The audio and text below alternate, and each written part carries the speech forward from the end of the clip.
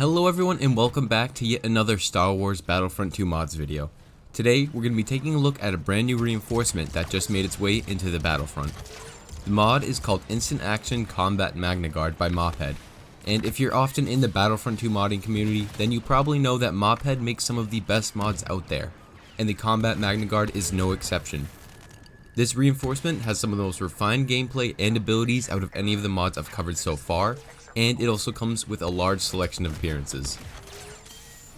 Starting off with some of the basics, our Magna Guard comes in as an Enforcer class unit for the Separatists, with a starting health of 350. His primary blaster is a modified E5C, which is actually the default blaster for the heavy battle droid, but the Magna Guard's version is far more powerful, even overpowered. It switches to an extremely rapid burst fire mode, and the recoil and spread for the blaster is almost non-existent. The new reinforcement also comes with 6 different appearances, changing the metal color from a rusted silver to a rusted blue, changing the color of the eyes from yellow to red, and adding the iconic Magna Guard cloak, and it even comes with a headless skin, because we all know that even without a head, these suckers can keep fighting. Moving on to abilities, the first of which is the Bulldog BLR. Using this ability, the Magna Guard will pull out an explosive blaster, something we actually had in the classic 2005 version of the Magna Guard, a unit which this mod is heavily based off of. The Bulldog fires large purple proton-like explosive blasts that do some massive damage, and this is without a doubt my favorite ability. I mean, it's just such a powerful weapon and it's so satisfying to use. It really feels like a brand new blaster just for this character, which is always nice to see in a mod. Another thing I really like about this ability is that it pretty much acts as a secondary weapon, meaning when you activate it, you can hold onto it as long as you please, and there is no ability cooldown for it. However, the actual overheating cooldown is pretty long, which makes sense considering the sheer amount of damage this thing can deal and how fast it fires.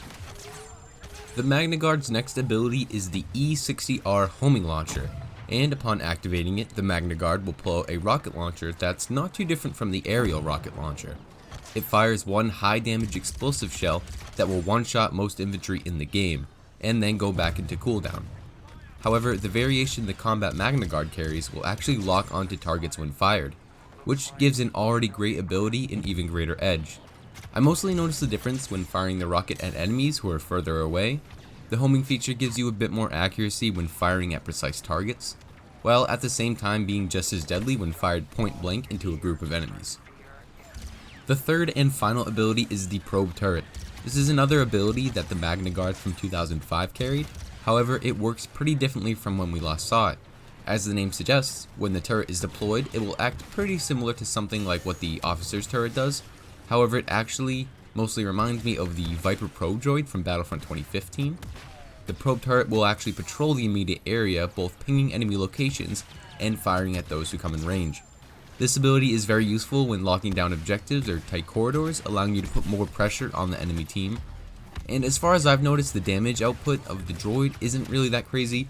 I hardly notice the droid ever getting any kills. However, like I said, it's possible I'm just not noticing it. All of these abilities combine to make the Combat Magna Guard a deadly reinforcement in any scenario. He can pick off enemy units like nothing with his modified blaster, and the amount of explosive damage he deals makes it extremely useful when taking out enemy heroes. And he's also very useful when attacking or defending objectives. Overall, a fine addition to the collection. So, with all that covered, we're just going to end the video here. Thank you so much for watching, and if you enjoyed this video, please leave a like, it really helps out the channel grow. And if you want to see more content like this, subscribe to the channel and turn on the notification bell to know whenever I drop a new video. Happy modding, my friends.